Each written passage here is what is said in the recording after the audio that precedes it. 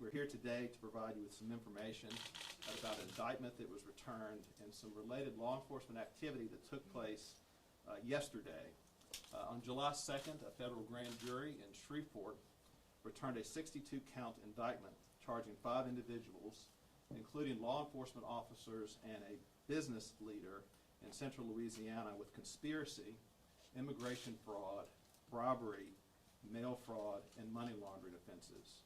Those charged in the indictment are Chandrakant Patel of Oakdale, Chad Doyle, Chief of Police of the City of Oakdale, Michael Slaney, the Marshal for Ward 5 Marshal Office in Oakdale, Glenn Dixon, the former Chief of Police of Forest Hill, and Tebow Ovisha, the former Chief of Police for the City of Gomorrah.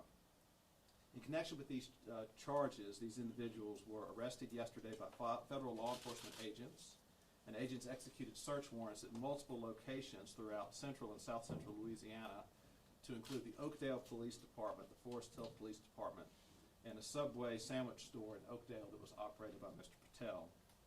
The indictment, which we'll give you all copies of in a few minutes, alleges that beginning sometime in 2015 and continuing until July of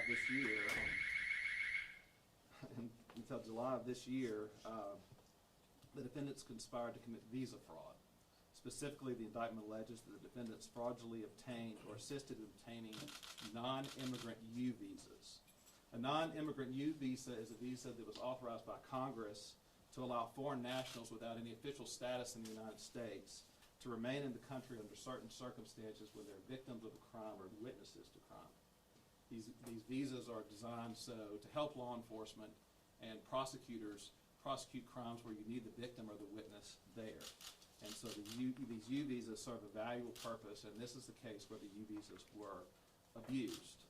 As set forth in the indictment, the law recognizes that documentation for these cases are needed and requires that police reports are created to establish that the applicant was a victim or a witness of the crime. It also requires, in certain circumstances, the law enforcement officer to sign off on certain federal immigration forms indicating that this is a proper person to remain in the United States. In this case, the indictment alleges that Patel, Doyle, Slaney, Dixon, and Onisha, and others produced and authenticated false police reports in several central Louisiana parishes. Each report listed several victims of reported armed robberies in central Louisiana, and the defendants produced false police reports so that the purported victims of the robberies could apply for U visas.